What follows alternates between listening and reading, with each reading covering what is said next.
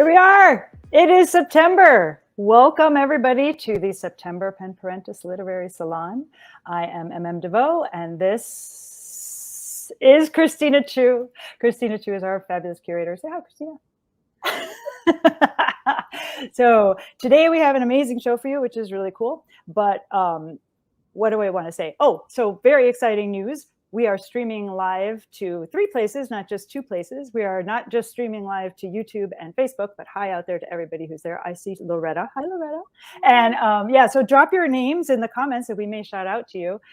Drop your comments in the comments and we will respond to you. So if you have a comment or if you shoot up a heart, or if you have questions for our amazing panelists, make sure that you drop them into the chat. And I'm not sure that works on LinkedIn. LinkedIn is our new thing. Oh, that was my surprise. I forgot to say it. Surprise, we're also on LinkedIn. So if you're watching from there, hi. I don't know that you can comment, but we know you're there and we're glad you are. So today, we have 2 sponsors for our show, and we are super excited about both of them. We will tell you more about them later, but they are the DeGroat Foundation, who we love very much, yay DeGroat, and the Nonprofit Cooperative. So we are very, very happy to have those 2 sponsors, and we'll tell you a little bit more about them later. Christina, do you want to introduce our guests and tell us about our theme and all the things? Yes, first. Hello, everyone. Welcome back. It's September. It's really nice to see everyone.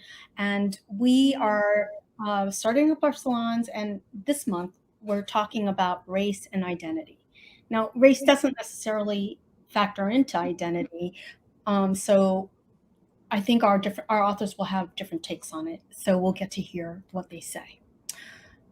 Our 3 authors are Susan Muaddi Darraj. She is a Palestinian-American writer and winner of an American Book Award, 2 Arab American Book Awards, and a Maryland State Arts Council Independent Artists Award. In 2018, she was named a 2018 USA Artist Ford Fellow. Our second reader is Marcus Burke, and he's the recipient of the Maytag Fellowship from the Iowa Writers Workshop and Iowa Arts Fellowship, and recipient of a grant in James Allen McPherson's name from the University of Iowa MacArthur Foundation Fund. Our first reader tonight will be Third reader. Our first reader. Oh. You're trying to confuse me when I am down. I get it. Okay. Yeah. The last person I'm introducing is our first reader, Judy BOLTON-FASMAN. She is the author of a critically acclaimed memoir, Asylum, a memoir of family secrets. Her essays and reviews appear in the New York Times, the Boston Globe, and reviews appear also in McSweeney's The Rumpus, her articles, and the New York Times, Cognoscenti, Brevity, and Catapult. She's a recent Pushcart Prize nominee. She's a 4-time recipient of the Simon Rockover Award for Essay from the American Jewish Press Association, a recipient of the Alonzo G. Davis Fellowship from the Virginia Center for the Creative Arts, and was the Erin Donovan Fellow in Nonfiction at the Mineral School. This is her first appearance here, so please, everyone, welcome Judy BOLTON-FASMAN. Yay! Thank you so much. I should give a little. Should I start reading, Christina? Why don't you give a little bit of background? That's what I was going to do. I was going to get a little bit of context. Asylum is at the center of Asylum is a family secret that my father kept and took to his grave. So the book sort of hovers around that until it's revealed. But it's also very much a memoir of my interesting childhood. My father was a naval officer in the Second World War. My mother was born in Havana and Cuba, and was 17 years younger than he was. So it's a story of their unusual, often tempestuous marriage, my childhood, the people I've encountered in my childhood, and learning to and getting to know my Cubano family, and that's the part I'm going to read today. It takes place in 1970, the summer of 1970. My parents had separated that summer, and my mother brought us down to Miami Beach to her relatives, who she had not seen since she left Cuba more than a decade before that. She left Cuba in 1958, and we are just learning who they are. And when I speak Spanish, I stutter and stammer. I'm not very good at it, but by the end of that summer, I really felt very Latinx. So that was a very pivotal summer in my life. And I'm going to read just a very short scene that took place in my cousin Estercita's living room, with where expat Cubanos gathered almost nightly to try and catch errant airwaves coming from Havana so they could hear Fidel Castro speak. And they did very little listening, though. They actually, they were screaming at the television most of the time. But that was my first introduction to Cuban immigrant politics. So here we go. Later that night, the living room was crowded with expat Cubanos trying to listen to Fidel Castro.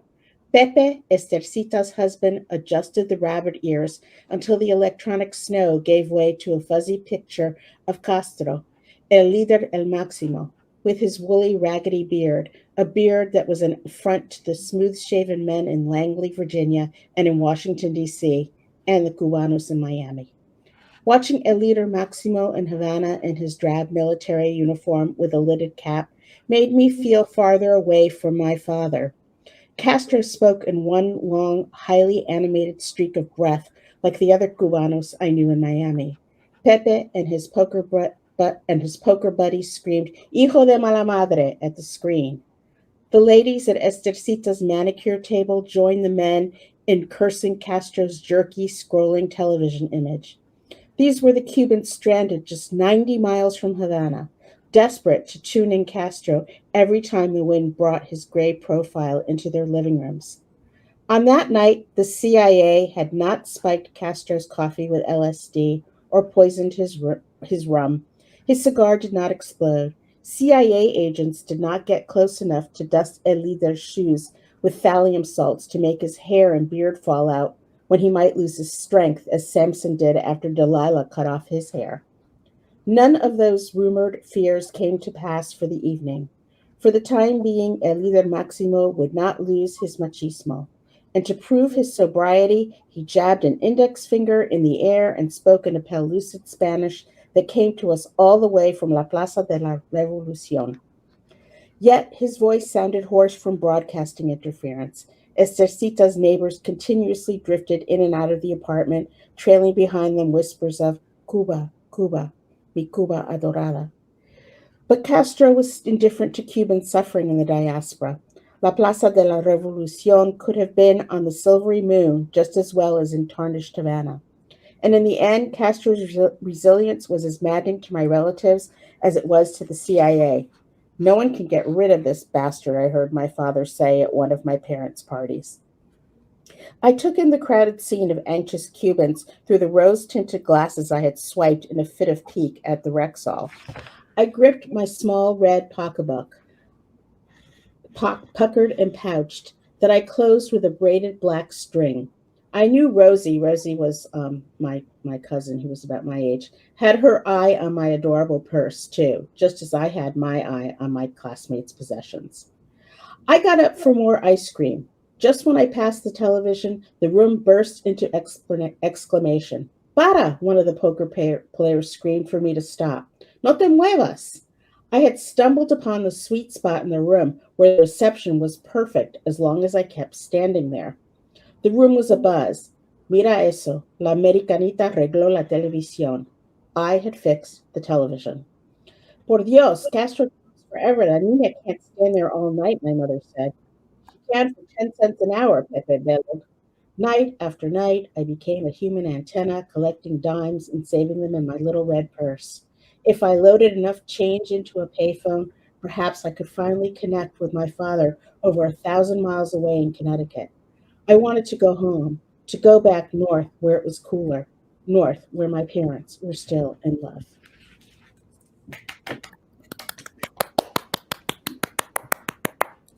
Thank you. That was beautiful.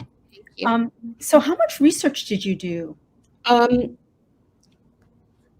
it's interesting. I did a lot of reading about Cuba. I did a lot of talking to relatives that were still alive. I did more research. I knew more of my mother's history just because, we had a very conventional setup in that I spent more time with my mother than my father. And my father was quite a bit older. He wasn't old, he was quite a bit older. And he was more remote. And I did a lot of research on his life. I mean, he was born in 1919. So I felt that I had to fill in a lot of his history, his naval career, time that he spent in Latin America, and so on. Wow. All right, we will come back to this, but we're going to have our second reader read, and I'm very excited that Marcus is here today. Marcus Burke, like I said, he's the recipient of the Maytag Fellowship from the Iowa Writers Workshop. He received the Iowa Arts Fellowship and a grant in James Allen McPherson's name from the University of Iowa MacArthur Foundation Fund. His debut novel, Team 7, was published in 2014 and was longlisted for the 2015 PEN Open Book Award. Hold up that book so we can see it. Yeah. There you go. It was one of the 10 titles to pick up now in O, the Oprah magazine. He lives in Texas, where he teaches at Texas Tech. This is his first time I'm from Texas. At a Parentis Literary Salon.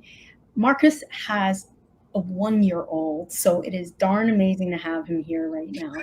So everyone, please welcome Marcus. Yay! Thank you so much. That was wonderful. And thanks for having me. So I'm going to read from Team 7. This was my debut novel. It's about a young man from Boston that is growing up and wrangling with the realities of having an absent father. So that's pretty much all you need to know about this little blurb I'm going to read here. And this comes from the 7th chapter called Praise. Ma asked me to ride down to Mass Ave near Heinz Convention Center. Pop and the crew were rocking out having a jam session at Berkeley College of Music. He and his band of clown-ass Rastas think they big time rehearsing at Berkeley. Anyone with green dollars could rent out time there. They ain't special. Ma rushed in my room looking like she'd just won the lottery or something. She claimed Pop had brought us a bag of groceries, but I wasn't really trying to ride out for this one. She promised she'd make her famous barbecue chicken for dinner, and when she said that, it was game over and she was gone. I heard our front door slam and the rusty chokes and coughs of Ma firing up the Catalina. Disarmed before I could come up with an excuse, she was always good at making deals with me before I could respond. Pop wasn't never around anymore. These days, he was more of a wrecking ball than a rolling stone. The only way to get in touch with him was through his pager on the shaky chance the bill was paid. That was only half the battle. He wasn't the best at returning phone calls. Drugs, music, and under-the-table paychecks, that's how he stayed fed and made sure he didn't have to feed us. Me, Ma, and Nina, we were no more than third wheels in his life, and he made that no secret anymore.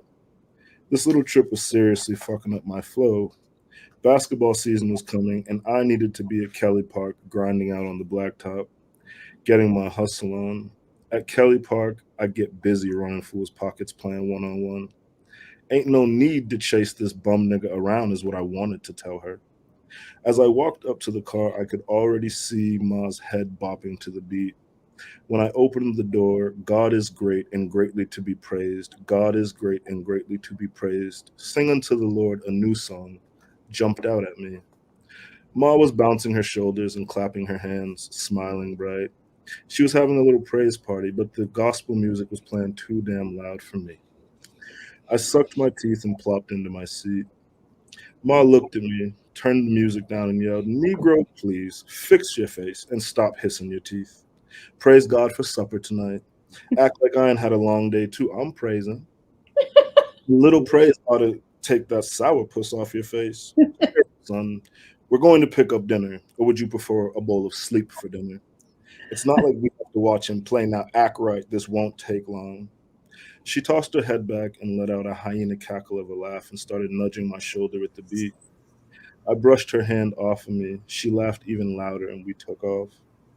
The only thing I loved about riding down to Mass Ave was watching the red Sitco triangles flash over the skyline, throbbing out Boston's heartbeat for the city.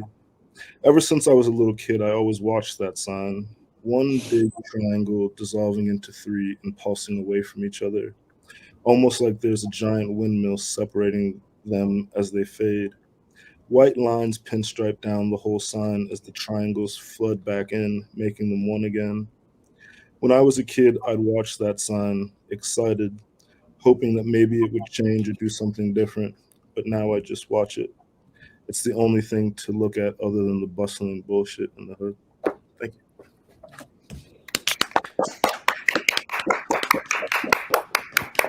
Oh yeah.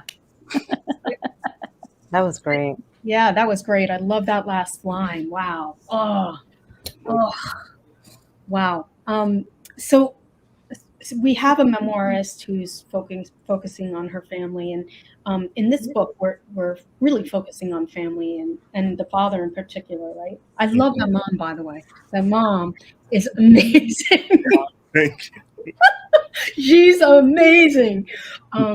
So can you talk a little bit about? I think people always wonder, like, how does someone decide if they're going to write a memoir, if they're going to write fiction? You know what I mean? Yeah. Can you talk a little bit about that?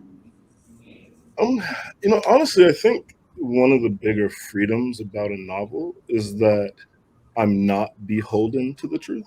So I'm not, I think it's a little more difficult in memoir just because life doesn't always happen in like a story like way. Like there's like odd ambiguities that like don't come back around to mean something. And I think that, I was mining my life and situations that I was familiar with, but I think what was really helpful was that I could kind of piecemeal them all together to make like one grand thing. That's awesome. It'd be nice if every day you had a narrative arc. And you're like, I'm living a comedy. It will end happily. Yeah, if only things would make sense.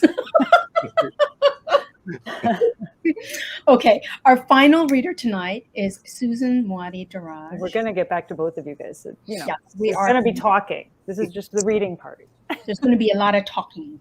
So Susan is a Palestinian-American writer and winner of the American Book Award, 2 Arab American Book Awards, and the Maryland State Arts Council Independent Artists Award.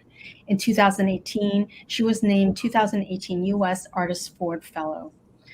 A Curious Land, Stories from Home, was named the winner of the AWP Grace Paley Prize for Short Fiction, and also won the 2016 Arab American Book Award, a 2016, and was shortlisted for a Palestine Book Award.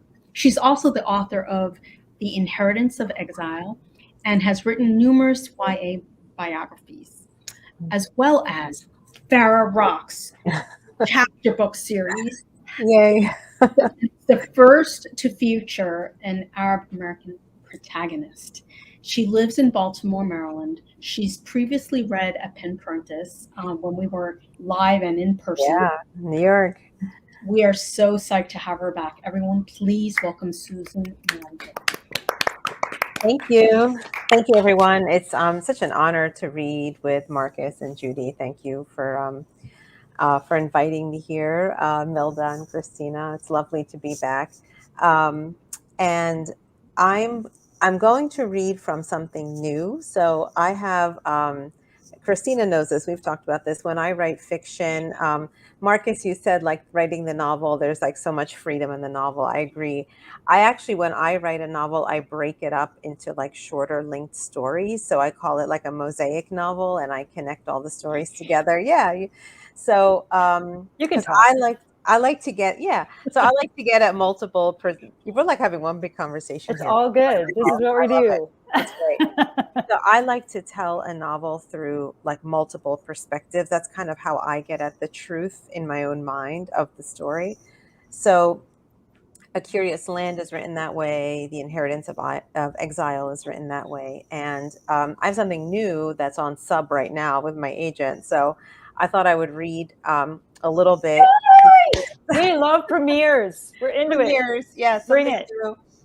So this is a linked short story collection, and it's about a Palestinian American community. It's set in Baltimore, but it's like a fictionalized neighborhood in Baltimore. And I'm really trying to get at sort of the class distinctions in the Palestinian American community, like how some people arrived in a more privileged way than others who arrived maybe as a result of war. So how do those distinctions, how do they continue and how do they replicate, in this new environment that everyone's trying to adjust to? And how do the children of immigrants adjust to that? Those are the kinds of things I'm getting at in this new work. So this is just the beginning of a short story in the book. It's called Behind You is the Sea. And it's about one of the characters. Her name is Maysoon. And she is out of work. So she's getting work right now, trying to do like side work. And one of her jobs is to be, she's going to clean houses. And one of her new clients is one of the, let's say, more gentrified Palestinian American women in the community. So she's got some angst around it. So I'll just read just a little bit from the beginning of the story. It's called Behind You is the Sea. When my sister Rima tells me that the lady lives in Wentworth, I charge her an extra $50. My sister tells me that's haram because she's Palestinian like us. Her parents are down-to-earth people, and God doesn't like cheating. But I answer that she lives in fucking Wentworth, and God understands that.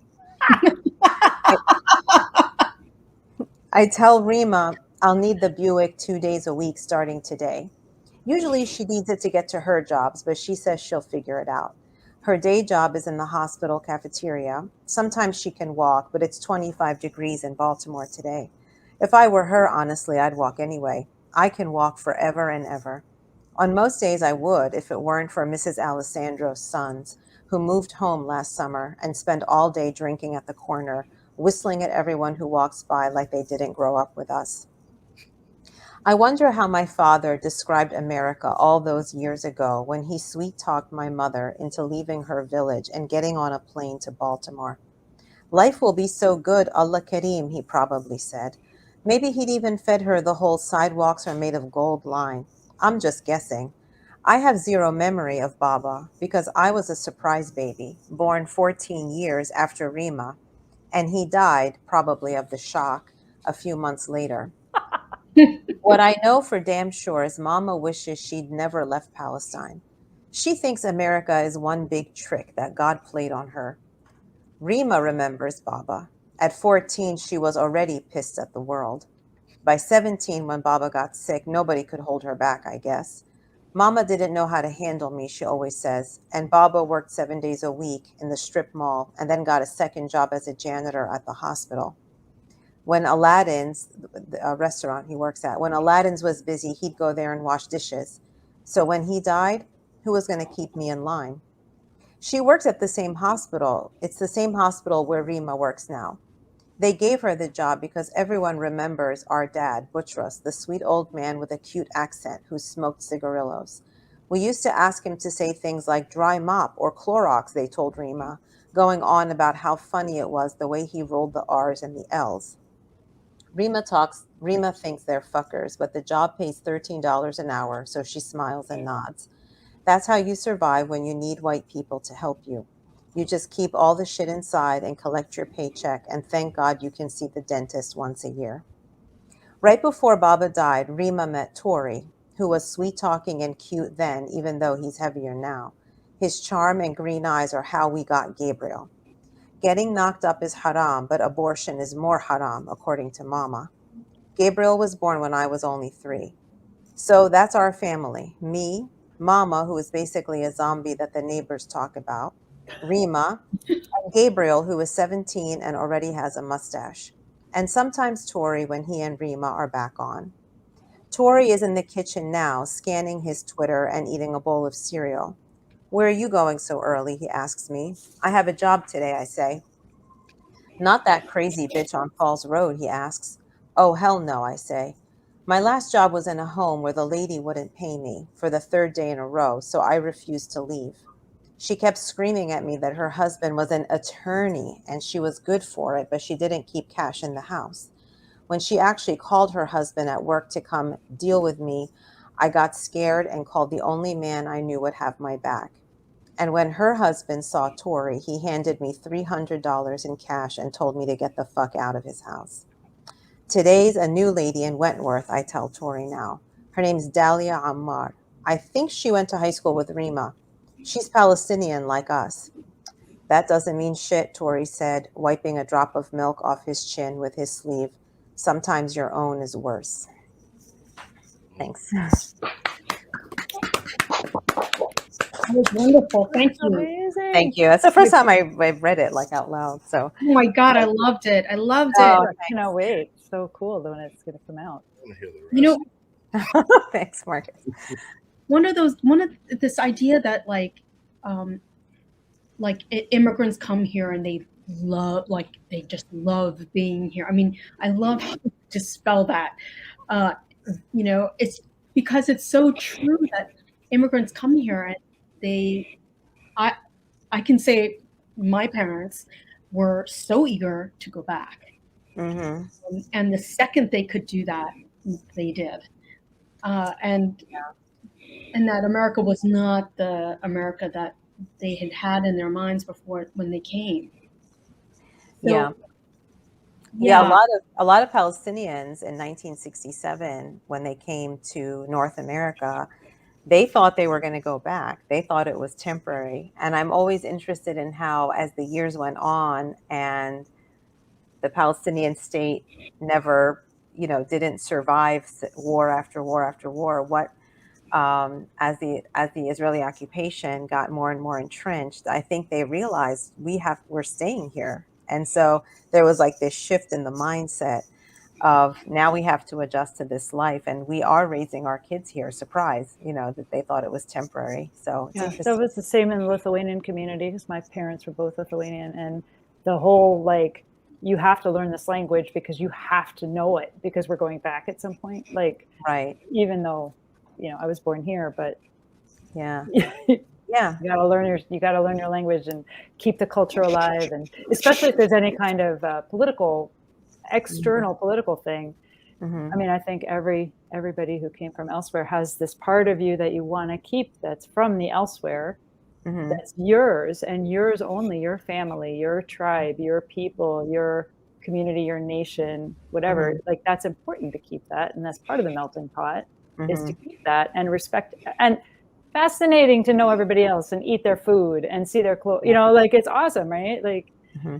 Super interesting. Well, in some of my work, I really focus on how in our community, and this might be true for other immigrant communities, a lot of times the pressure to retain the culture and maintain the culture is actually put on women. Like the daughters in a family are expected to learn how to preserve the language and cook the food. The men in the family can explore and, i.e. date. So I think to me, I think that there's this burden put on women sometimes that it's just fascinating to me how that plays out in families across generations. So I explore that in my work. It's very funny. I'm listening to everybody talk about their immigrant experiences, and they're very similar to my mother's, who was from Cuba and honestly thought she was going to take us back, even though she had this American husband. She was going to go back. My father was from a different generation. He and his family were came over from Lithuania and Ukraine. They were Ashkenazi Jews, and they were so intent on shedding that identity. They wanted to just scrub themselves free of it, as my father did, hence my name Bolton, which is not, remotely Jewish name.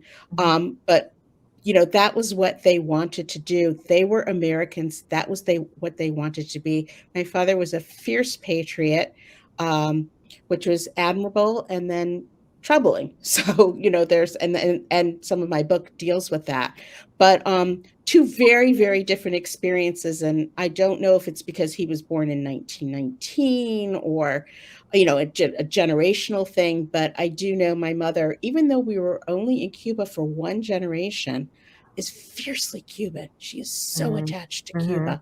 And my father wanted nothing to do with his heritage, wanted nothing to do with identifying even. He was very assimilated, didn't really identify as Jewish, especially early in his life. And it's just different. And I hear you all speaking, and I totally relate to you on the Cuban side, but my father's side was so entirely different. I wonder if that's because of, just anti-Semitism in Europe at the time. It's just, which was alive and still alive in America too. So yeah, well, I was thinking about that when you said, I just did a piece on Ken Burns's upcoming documentary on the U.S. and the Holocaust, and I'll just tell a very short anecdote from the book. My father was in the Second World War. He graduated from Yale. That's how assimilated he was. Graduated from Yale, went right into the Navy in 1940. And when he was after Pearl Harbor, when he knew he would see a lot of military action, he was going to go into the South Pacific Theater. His parents, because everybody knew what was happening. There were rallies, there were reports trickling in through newspapers. My grandparents begged him not to put an H on his dog tags, H for Hebrew. They wanted him to put an O for other, like kind of like the universal blood, symbol. And he decided he was going to put an H, which is very uncharacteristic of him, at least as I knew him. But they were terrified. They were terrified that he would be he wasn't even in Europe. He was in the South Pacific. They were terrified he would be captured and that he would be, they would know he was a Jew, and God knows what. I love the fact that we have dived right into the fact that, this is identity and race, and that down that middle, there is some overlap. But on the edges, there's like the people who, if they, dress a certain way, can completely assimilate and pretend that they've never been anywhere else but here until you go back to Native Americans, and then all of a sudden.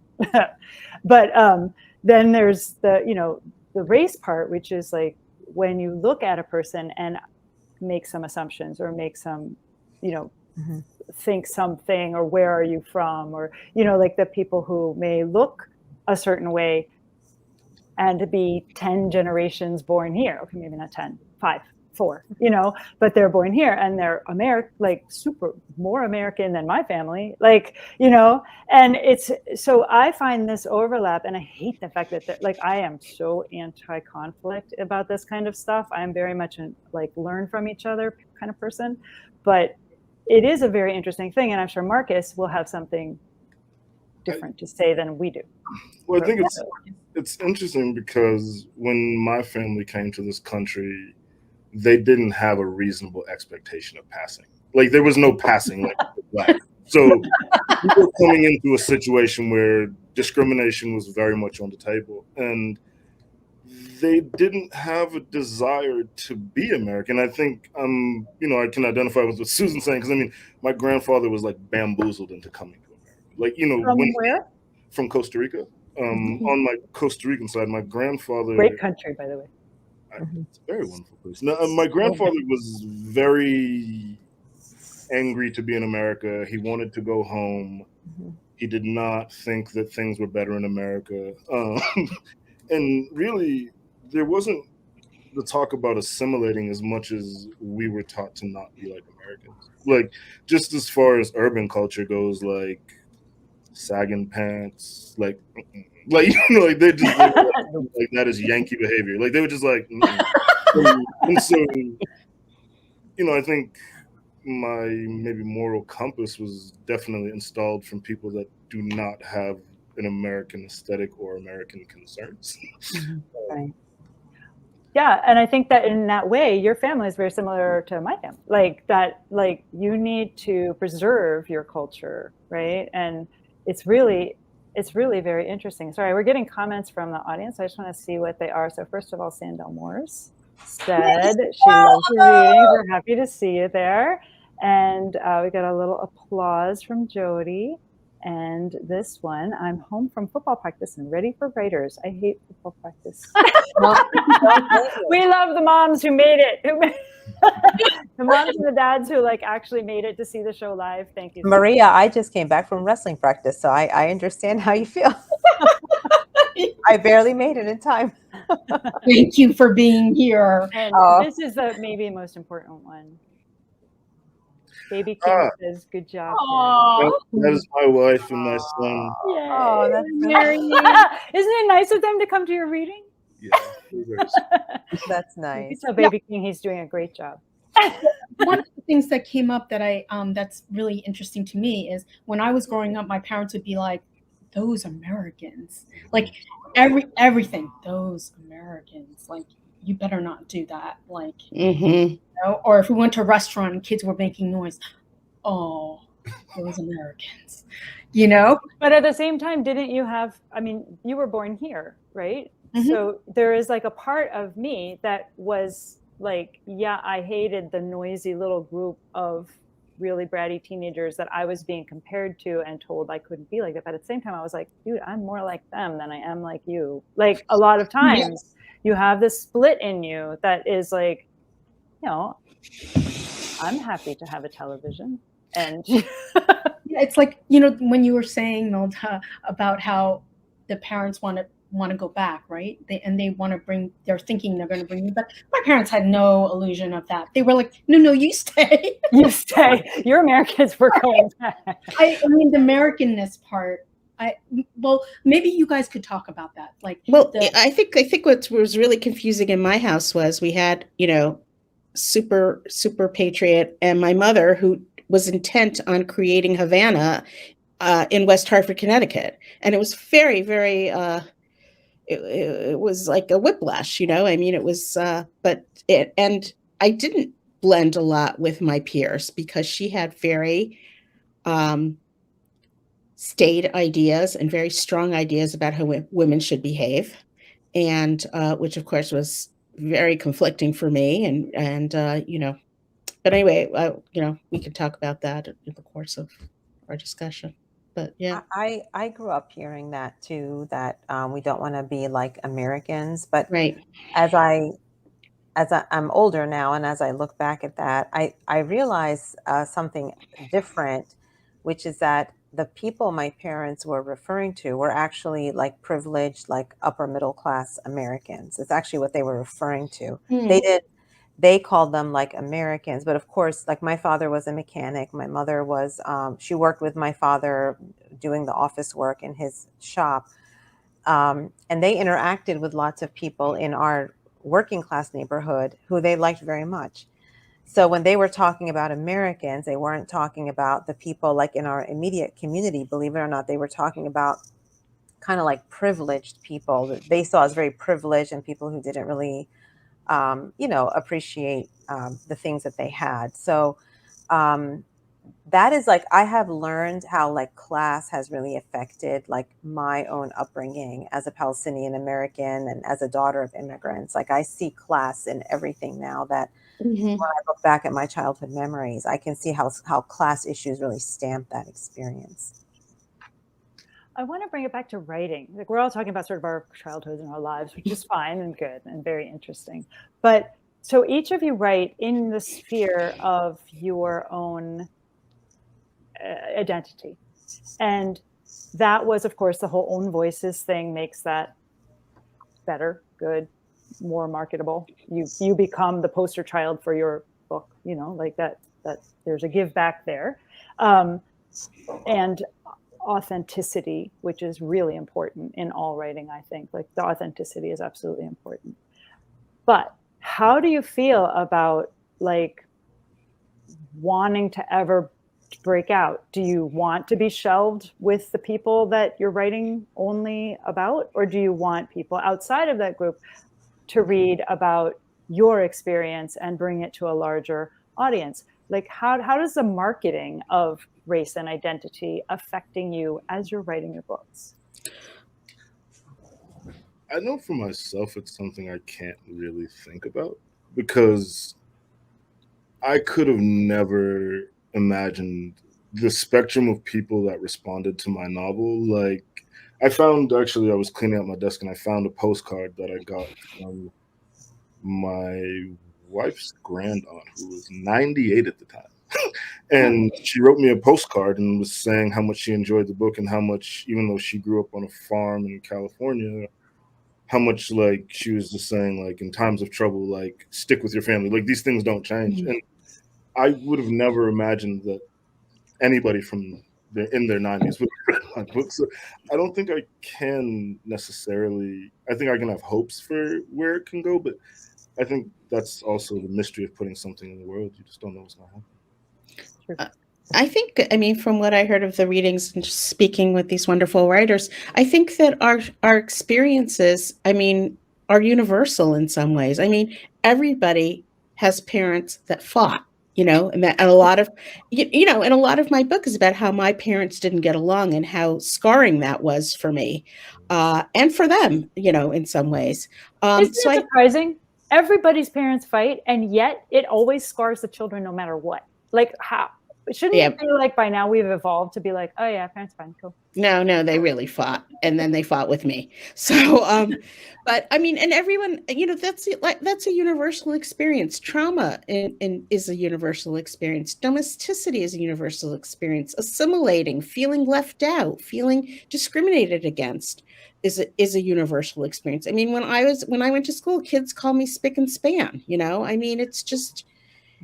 It's a universal thing. So I think that each of us, I think that, you know, I have hope that each of us, our books would find broad audiences because of the universality and because of the beauty of your particularity also. And I think that that's a very bold and dynamic combination. So I would hope that readers would find us. Mm-hmm. Oh yeah. I mean, the universality of people's work, that's what makes it literature so important and powerful, right? So thank God for that. You can sample other people's experiences the same way that you sample the cuisine and the, like, whatever, you go for the most, you know, broad literature palette. Yeah. Susan, did you have anything to add? I was just going to say, there's one benefit to, I think, being, you know, marketed as a Palestinian American author, and the benefit is that I think, you know, American society likes to put us in categories, right? Like, for them to understand a Jewish Cuban author, Judy, it must be like mind blowing to some people, right? Like, they, you know, where do I put you? Which box do I put you in? And I think people do that with our community too. Like, where do they put us? Because I am a Palestinian American, but I'm from a Christian family, and people don't know what to do with that. And it just surprises me because Palestine was the birthplace of Christianity. So, right. Like, I don't get that. So, and they don't understand how diverse our individual communities are within the communities, right? So on the one hand, a Palestinian American author, a Palestinian American reader may read my book and not really understand a lot of it or connect to a lot of it because it's different from their experience. Maybe they did not grow up working class, daughter of a mechanic, you know, an atheist father, but they sent me to Catholic school anyway because I liked uniforms. You know, I mean, I have a very distinct experience, right? But someone else may connect to that experience. So I think anyway, what I'm trying to say is there's a benefit in the kind of showing the American reader. There are no two Black authors who are the same. There are no two Latinx authors who are the same. Like, we're all different in our community. So, right. Yeah. All right, I want to acknowledge this comment. There's a very strong feeling comment from the audience. So Maria, here, I'll just put it up so you can read it. She did amend a little bit. So, feeling discriminated against is not universal. Has your average white teen male wondered if they will get lynched on their way home or raped if they don't have someone walk them to their car? And then she added, bullied maybe, but discriminated against is different. Mm-hmm. So does that, what does that bring up? I think she's addressing my comment. I think there's truth to what Maria's saying, but there's a lot of complexity in talking about discrimination and talking about bullying. I think that a lot of people do feel discriminated against, and that was just the point I was trying to make. That there's complexity and complexity. There's perhaps a very broad definition of discrimination, and you don't know it can encompass violence and killing somebody. And very few people in this country. I mean, most of them belong to some ethnicity also. So I think that was something that was in the back of my mind when I made that comment. But I appreciate Maria bringing it to my attention. And I think what Marcus said in the opening was actually really good. Is that like when his family came up, they were. Well, I think it's interesting because I think a lot of people that have not experienced discrimination think they have been discriminated against, and they feel very strongly about this. And I know for myself, I was at a university and the student had invited me to a play, and I believe it was called Smoking Mirrors. It was about the unrest that happened in Harlem when a Hasidic Jewish man killed a black kid in a car, and there was uprisings after. And it was amazing because after the play, there was a Q&A, and we actually got to ask like the cast. And I remember asking like, well, have you ever, I was asking some of the actors, like, have you ever been discriminated against simply because of who you are? Like nothing that you did, like just you showed up and it was a problem. And I saw like the color come from people's faces because I could see that like they were ready to feel like they had been. And then they were like, oh, no. Like, like somebody didn't like me and I had an issue, but like that's different than your presence being an issue. And I think people want to feel as if something, they want to connect with some kind of angst, but discrimination's like I think the last 10 years have maybe really heightened the difference between compassion of like, I want you to understand that I feel bad, and actually being the recipient of that kind of violence or that kind of like loathing for no reason. Like being the recipient of that or seeing it happen is different. Yeah, I mean, I think there's a huge difference between bullying and discrimination. But again, I think there's also the vocabulary that we have. We are not great English speakers, even those of us who are phenomenal English speakers. And we use all kinds of words. I personally use all kinds of words in not their most perfect way. And that can cause so many conflicts among people in emotional situations. I can't tell you the number of arguments that I've had where an hour into the argument, I turn around and I'm like, oh, you thought I meant that by that word? Well, I meant this by that word. And that's like the whole argument is about, a difference of terminology. And I did want to ask, because again, for writers, right? How do you guys keep up with the changing terminology for what an ethnic race or a ethnic group or a race or, sorry, I got distracted by Maria's comment. She said true words semantic. Yes. See,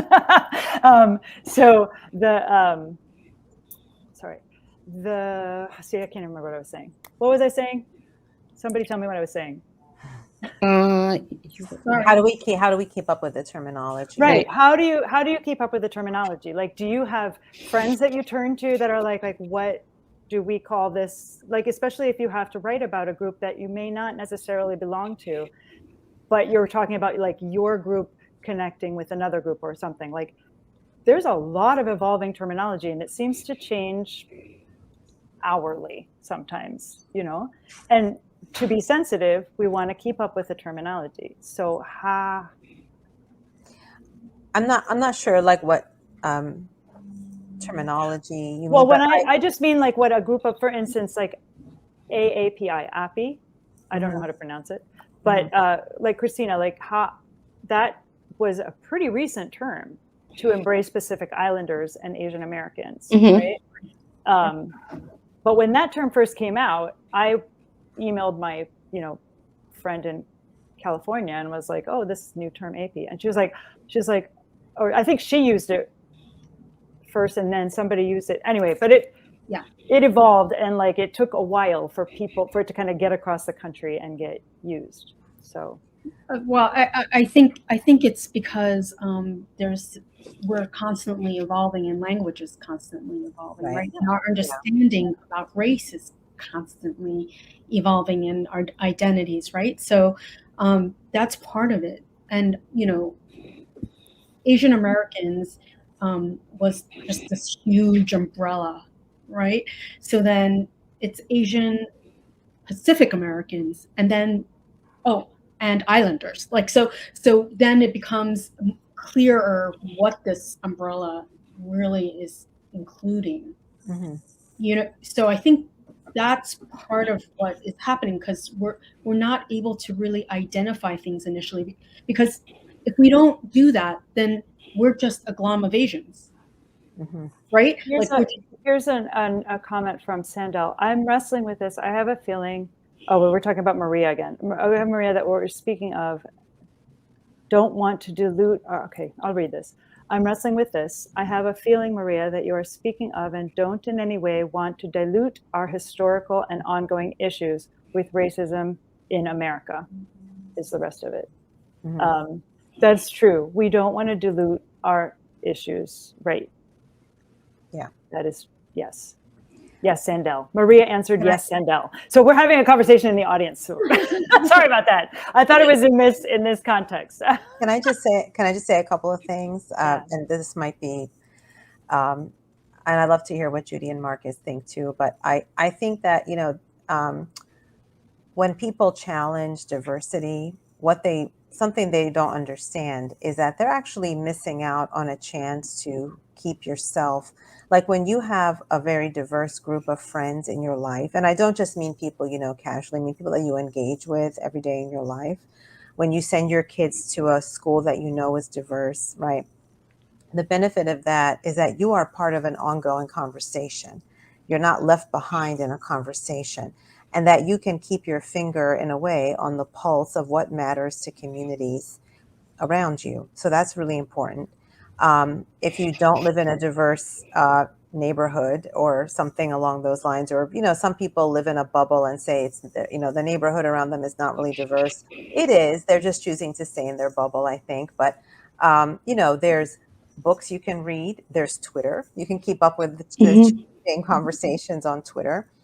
But another thing I think that I'm aware of as a parent, as a writer, is that there is so much resistance to people simply telling historical truths and telling authentic stories. So I'm very lucky in that my children attend a wonderful school. It's our local public school, and the history teachers this year have decided to include Ibram Kendi's book Stamped. It's the Jason Reynolds remix of Stamped. They're including it in the 8th grade curriculum. And I'm just kind of listening to conversations. A lot of parents are excited about it and very happy about it. And not a lot, but some parents are saying things like, well, I worry that this book will make my child feel bad. And part of me wants to scream, I don't care if your child feels bad. I really don't care, because these things are true. These things happen in our history. And I would prefer my child to go out into the world in this changing American landscape with eyes wide open and a heart that's even more open. That's what I want for my kids. And I hope that the publishing industry and continues to publish good books by diverse authors. I hope that schools continue to teach those books despite this pressure that we see from parents to silence diverse voice, LGBTQ voices. I mean, there was a campaign against LGBTQ Kidlit where people were going and checking books out with gay characters so that people couldn't find those books in the library. I think that's just horrific. So Yeah. Anyway, I said a lot of things. I'll be You quiet. live in Texas. How is that? Because I grew up in Texas, so I live in a very confused place. And I say that because I still can't wrap my head around the fact that we have problems giving books to kids that have diverse characters, gay characters, brown characters, but we don't want them to have the book, but we'll give them a gun. I just I don't know. It's lunacy.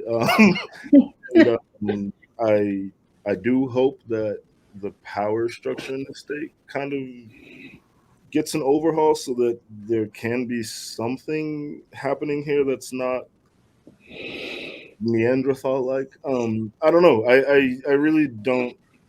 I mean, I guess I will say, like, I don't understand the motivation and the driving force behind it. Like, if we were gonna say, like, what's the worst case scenario here? Your child may not have known about the lives of other people, but I don't know. I don't see a detriment to knowing the intimate details of lives that you don't have access to. So I don't, like, I don't know if I have anything helpful to add other than it's just, there seems to be something else driving it other than earnest concern. Well, what's interesting, sure. Mark, is that with the pen is mightier than the sword, right? Not like knowledge and literature actually is more threatening than the actual gun. That says a lot. Can I just amend something I said? I do care if people's kids feel bad. Like, I just feel like I have to, like, make sure as a we will not take children's you out from author. my tears. I'm a children's author. Hey, everyone, I care how your kids feel. That's not my point. Is that we are lying to children about our history and we're hiding the truth. It's okay if people know that Thomas Jefferson owned slaves. Yeah. They should know that. Right. You should know that if you study history, like, and that he had children who were slaves, right? So I think that those things matter, and kids, if we respect them, we should not hide those things from them. So well, part of what bothers me is, like, there's, when it comes to Asian Americans, no one even thinks Asians are discriminated against. And that's because people don't know any of the history. Right. And if you mention the internment camps, people don't even know what that is. Yeah. Which is terrible. Which is, I mean, so much of my work is about memory, and not to honor that memory of what happened to specifically to Japanese Americans, but Asian Americans in this country is a disgrace. I mean, we should know about that, and we should keep repenting for it.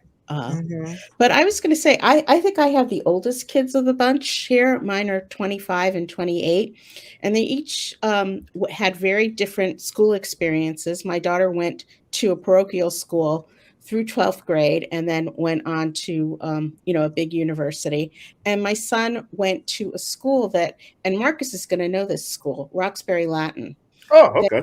That you would think was not diverse, but it was so diverse, and it was so socioeconomically diverse, and just totally. I mean, it's an all boys private school.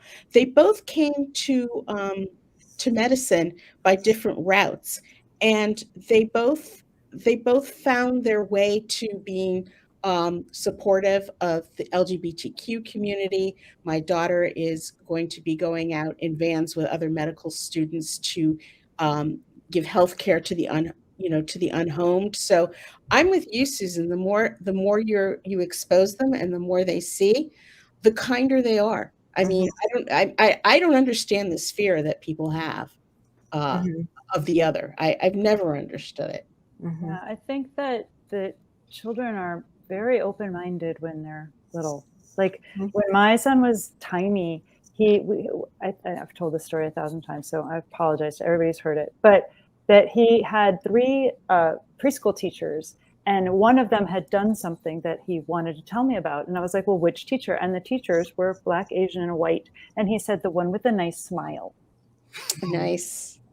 And, and of course, that was when he was, 4. because that was what was important to him. There was one that had a nice smile, and the other two were mean, and like, but nothing else was apparent to him as a difference at that time, and that's beautiful. And and partly it's maybe because there's such a diversity in Manhattan. Like, I'm in Manhattan. Hi, everybody. Welcome to Manhattan. So there's like in lower Manhattan, there's just so many different kinds of people constantly. You hear a million languages, you see all the faces, and you see all the socioeconomic, strata, all of them. And they're all trying to get on the subway at the same time, except for the rich people who are taking an Uber. But actually, they have their private jet. They don't even come to Manhattan. They just get somebody else. To speak to your point, and I'll just briefly say, my son, we were once in school, and my friend was picking up her kids, and she had recently adopted a son from Korea. And I don't know how we got talking about this in the car. And I said, Jeremy's from Korea, he's adopted. And my son said, he is? Really? Like, he just didn't see it. He just saw Jeremy as Jill's son. And that was it. And I think children, they learn this crap somewhere along the line. They're not born that way. Yeah, they have to be taught to hate. I mean, that's well, or the other thing too is that they do see differences, but they don't attach a judgment to the difference. So they can appreciate the differences and not attach judgment to them, which is what the adults in their lives are doing. So that's really the lesson I think we have to take from them. For sure. Listen, I'm going to just say a word for our sponsors. I think that they're very important. They allowed you all to be here. And then I want to ask a few questions about writing and craft, because we've been spending all the time on the theme this time. Usually we end up like only talking about writing and craft, but there are writers out in the audience that definitely want to hear you talk a little bit about writing. But first, let me tell you about these two amazing groups that have sponsored us. And the first is the DeGroat Foundation, and they are spectacular. Yes, thank you very much. They sponsor an annual fellowship called The Courage to Write. It is open to anybody who is 18 or older, and it is $7,000 to write your story. So there are 7 of these awarded every year. And this past year was the first year they did it. They liked enough stories that they gave out 9 additional cash awards of $1,500 a piece. So just sit with that a little bit. If you're over 18 and you have a story to tell and you need courage to write, you might want to look into the DeGroat Foundation. It's a pretty cool place. And then the other sponsor, and we don't like have Adidas or like vodka. We have like really good writing people that support us.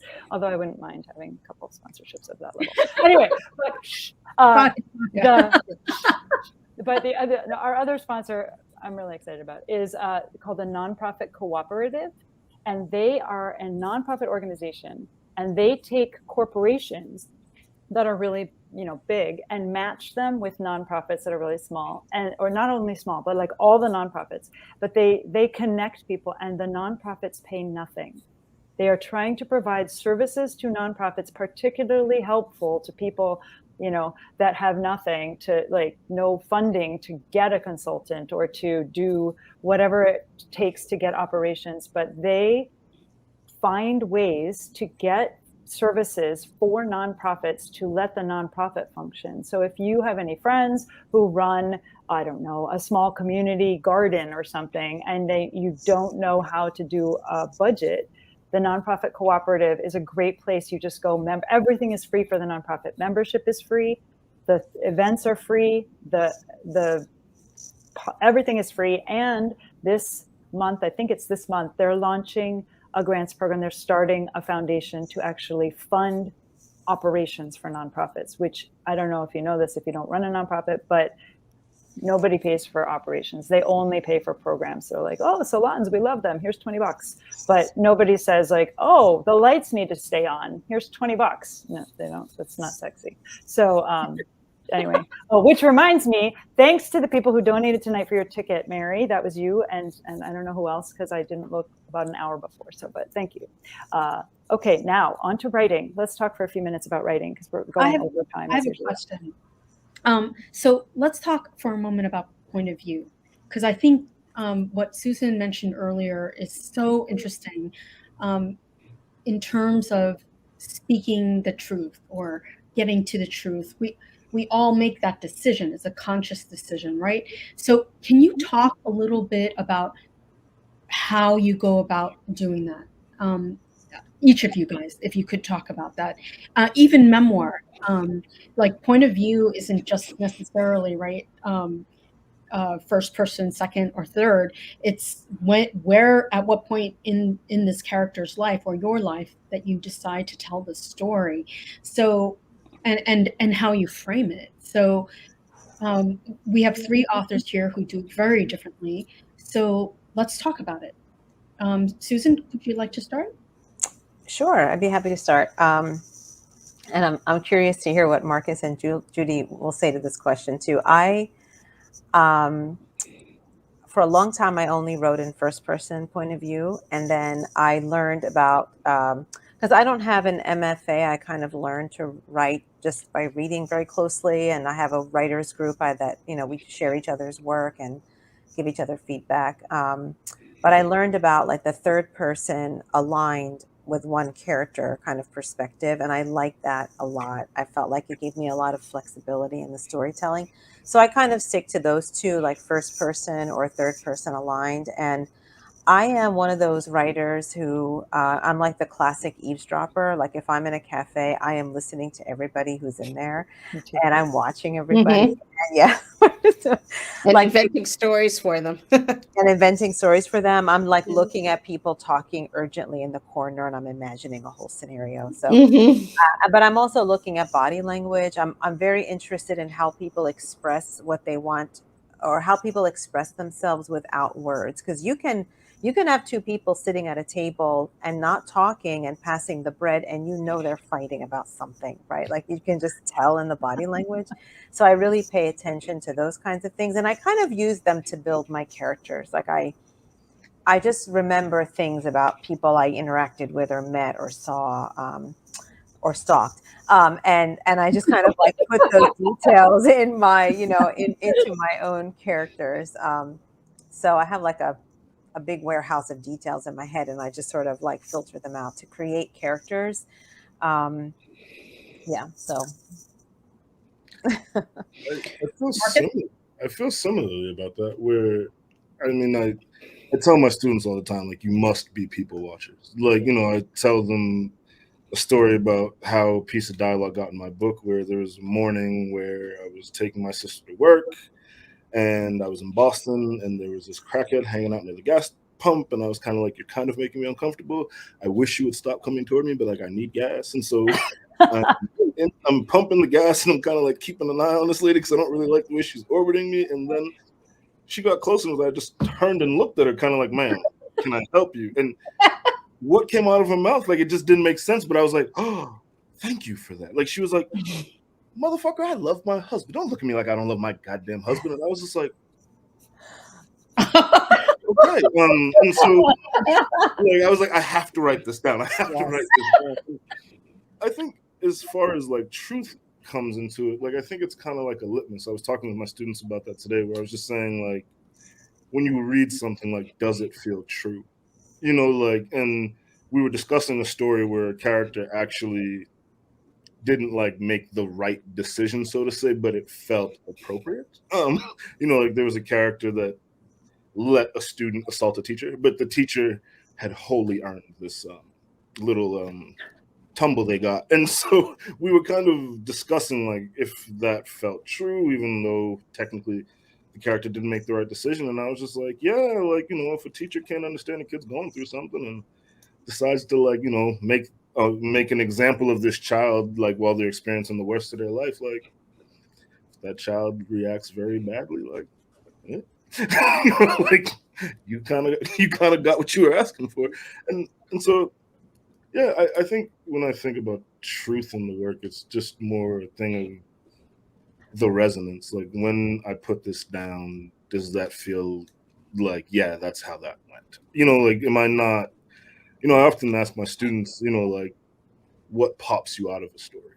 And oftentimes it's like stopping to be like, hold on, I don't think that works like that. And then all of a sudden I'm thinking about all this other stuff and I'm not like reading. And so I think that's, if there's a concern on the page, I often like say to my students, like, no pump taking, like if you don't want the reader to look over there, then don't like, flash a look over there. More stay focused. So. Yeah. Did you put that in a story? What the woman said to you? Yes, it is actually in my novel. It is. Good. It was a gift. Brilliant. I should thank that lady. It's so great because it's like you hear her stream of consciousness before that, like, like that is all in your head, honey. Judy, how about you? I was listening to Susan and Marcus talk about the truth in their work, even though they're fiction writers. And I hone very close to writing creative nonfiction. And I do put the creative in nonfiction. I have a set of facts. I don't always have, and I have to speculate on those facts, particularly the way I did in Asylum, because I don't have all the information at the ready, no matter how much research I do, and I speculate. And I think that speculation mixed in with the facts yields a very deep truth for me. It just feels like that's the truth. That's the way it is. And I wanted to also address the point of view question. I've recently started writing in the second person, and I don't know how I feel about it. I love the immediacy of it, but it can also be very droning. It can also feel very flat. So, but I want to kind of want my cake and eat it too. I want to capture the immediacy, but I don't want it to seem like it's droning on. So I haven't quite figured that out yet. So I haven't totally abandoned the idea of doing a book in the second person, but as one of my writer friends said, why don't you just do some of it in the second person and do some of it in the first person? I mean, people do that all the time. So I just have to, kind of sit with that and figure out how they'll mesh together. You guys, this has been the most amazing time. I can't believe that we are so far over our time. You were brilliant. You can come back anytime, except Christina has to find a place for you, which might not be till 2025. But, so write quick so that you can have another book.